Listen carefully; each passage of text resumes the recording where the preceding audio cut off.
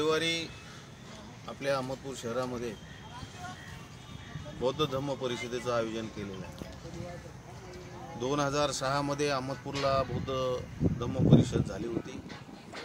त्यानंतर आज येत्या 24 तारखेला या ठिकाणी बौद्ध धम्म परिषदेचं आयोजन करण्यात आलेलं आहे। या बौद्ध धम्म परिषदेला श्रीलंका, चंद्रपूर इत्यादी ठिकाणाहून पूज्य भंतेजी येणार आहेत। भंतेजीची धम्मदेशना होणार आहे।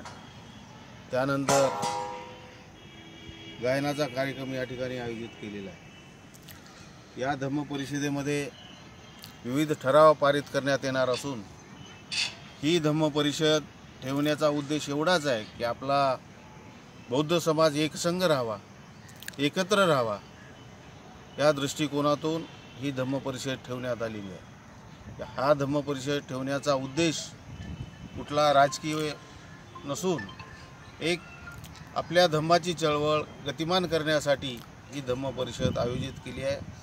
आणि ही धम्म परिषद सर्व बौद्ध समाजाच्या वतीने आहे, कुठल्या एका पक्षाची नाही, एका गटाची नाही। म्हणून मी या ठिकाणी अहमदपूर, लातूर जिल्ह्यातील व सभोवतालच्या सर्व बौद्ध बांधवांना विनंती करणार आहे की आपण या धम्म परिषदेचा लाभ घ्यावा, एवढेच या ठिकाणी बोलतो। जय भीम, जय भारत।